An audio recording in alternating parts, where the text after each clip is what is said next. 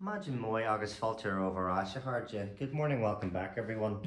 I know it's been a bit of a hiatus, but I'm testing negative for COVID now, so let's get stuck back into it. Lesson 10. And I'm sure Lyhra. And I'm sure Lyhra. Now, it's kind of cut off at the top there. That's L-A-F-A-D-H-R-E-A-C-H. And I'm sure Lyhra, the present tense. I think we've already covered the past tense, now we're going on to the present. So as you can see, like the previous lessons, there's a couple of verbs at the top. The ones on the left are slender and the ones on the right are broad. Now it will do some good to go back to one of my earlier videos in the other section of my other playlist. This covers broad and slender in greater detail just so that you understand the concept before we move on. So it would do good to go watch that one, but we'll just press on for now. So the verbs on the left are slender because they have the letters I or E at the end of them. Some case there's only one vowel, just like in Brish, the verb to break, there's only the letter I there. And in Cur, it's CU, which is broad, but it's the last one, which is IR. I and E is slender. The ones on the right hand side are broad. So both of them only have one vowel in them, but if the vowel is A, O, or U, or A, O, U in English, then it's broad. Again, explained in greater detail in the other video, but just a little brief recap for now. So, there is this spelling rule. It's often quoted, but for a long time for me it was misunderstood until it was explained to me, which is broad with broad and slender with slender. What this means in my head is that they have to match up. I imagine it like a jigsaw piece, that only the right part can fit into the right place. So, on the left hand side, Gomaleshkal, it's Cur and Brish. Now they've expanded on Cur, so we'll go with that. Currim, I put, present tense. I put.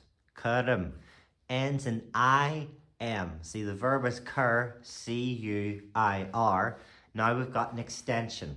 I am. Now, my mnemonic for this is the equivalency of me or me. Now, that looks similar to English, the word I'm. It's missing the apostrophe, but just roll with it. I'm, that's to me. But it's spelled I am, because look on the left-hand side of the R, it wants to match up to that I. Slender with slender. Now look at the word togue. T-O-G. Togue. Take. Togum. Again, that I am, I'm, it's me. Not to, which is you. Togum.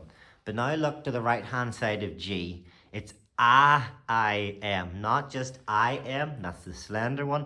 This is the broad one. It wants to match up to the O. A, O, and U are in a group. I and E are in a group. So A-I-M. Togum. Togum. A-I-M. So let's go back to the left-hand side and expand further. Cur, and then see E-A-N-N. The E wants to match up to the I on the left of the R. Curran two. Curran two. You put. Curran she. He puts. Curran she puts. Now the one underneath is in Standard or Munster Irish. I think it's Curramead, but don't quote me hard yet. We say in Ulster, Curran Mwidge. It follows the same rule all the way down. E-A-N-N, and then the person who's doing it. Two, she, mwidge, shiv, and shade. So Curran two, Curran she, Curran she, Curran mwidge, Curran shiv, Curran shade. Those are slender extensions. Now let's go on to togue. Togue for take. Togum, I take. Togan two, you take. Togan she, he takes. Togan she takes. Now I think it's Togamead, but don't quote me hard. We say Togan mwidge in Ulster. Togan mwidge. Togan shiv and Togan shade. Again, Gomaleshkal, A-N-N, not E-A-N-N. That's for slender ones. These are broad.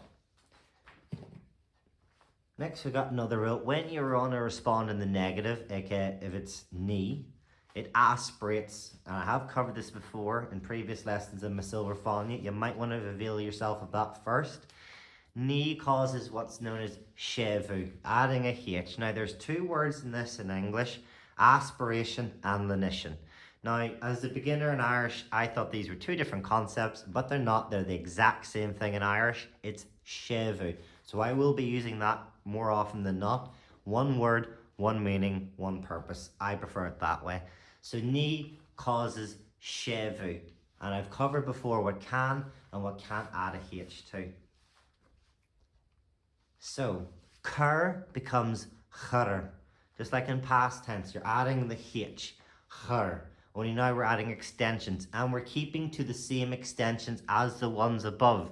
Slender with slender. So, ni churm, I am, because it wants to match up to the left hand I beside the R.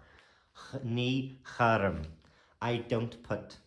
Ni churn to, you don't put. Ni churn she, he doesn't put. Ni churn she doesn't put. Ni, I think it's churmid, but in Ulster, ni churn mwij, we do not put. Ni churn shiv, you plural do not put. Ni churn shade, they do not put. Same thing happens to T on tog. We're adding the H, just another wee recap. Ni causes shevu in certain letters. Again, we've covered this before. So tog becomes hog. But now we want to add our broad extensions. I am to match up with the O in tog. N for everything after that, except for if you're in Munster or Irish for Hogamead. But everything in Munster after that, N. It's the broad with broad, and then on the left hand side, slender with slender. Ni hogum, I do not take. I think it's take, I was right. Ni hogan too, you do not take. Ni hogan she, he does not take. Ni hogan she does not take. Ni hogan mwij in Ulster, but I think it's ni hogan mead, don't quote me hard you. We do not take. Ni hogan shiv, you plural do not take. Ni hogan shade, they do not take. So now we're moving on to the questioning form. Now this is on.